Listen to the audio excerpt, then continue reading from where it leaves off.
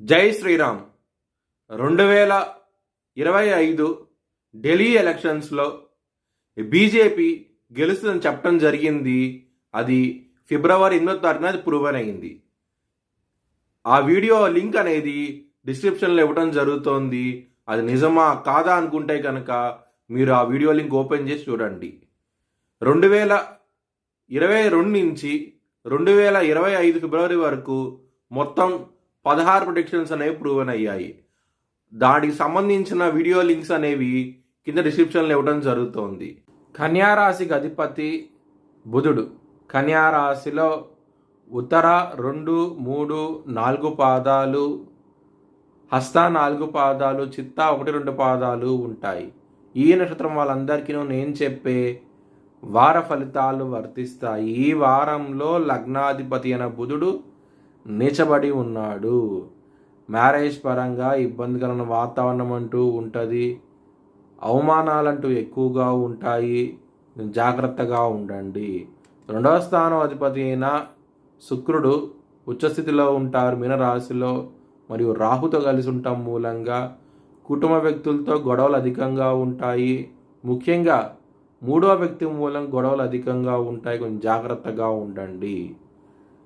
గురువు మీకు సప్తమాధిపతి అయ్యి 9వ స్థానంలో ఉన్నారు. చాలా మంచి ఫలితాలంటూ ఉంటాయి. ధనపరంగా మాత్రం ఎక్సలెంట్ రిజల్ట్స్ అంటూ ఉంటాయి. చాలా ఆనందంగా ఉంటారు. అష్టమాధిపతి అయిన కుజుడు నిలబడి ఉన్నారు. దాని మూలంగా ఇబ్బందికరమైన వాతావరణం అంటూ ఉంటుంది. వాహనాలు నడిపేటప్పుడు సీటు బెల్ట్ అలాగే హెల్మెట్ లాంటి ధరించండి. చాలా ఇబ్బందికరమైన వాతావరణం అంటూ ఉంటుంది. కొంచెం జాగ్రత్తగా ఉండండి. ముఖ్యంగా బైక్ మీద, కార్ మీద వెళ్ళేటప్పుడు. ఎవరికైతే జన్మ జాతకంలో దశలు అంతర్దశలు యోగించవో వారికి మాత్రం ఇది వర్తిస్తుంది.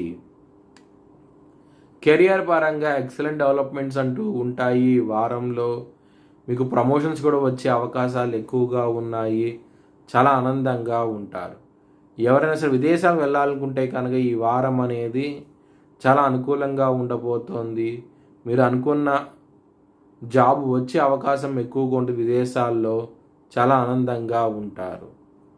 ఎవరైనా సరే జన్మ జాతకంలో కనుక కుజుడు కనుక బలం తక్కువగా ఉంటే కనుక వారు ఈ మంగళవారం రోజున మీరు సుబ్రహ్మణ్య స్వామికి అభిషేకం చేయించండి. మీకు చాలా మంచి ఫలితాలంటూ ఉంటాయి. ముఖ్యంగా ధనపరంగా ఇంప్రూవ్మెంట్స్ అనేవి కనబడతాయి. మీ భవిష్యత్ వివరాల కోసమై హెచ్ఎల్ఎన్ జ్యోతిష్యాలయాన్ని సంప్రదించండి.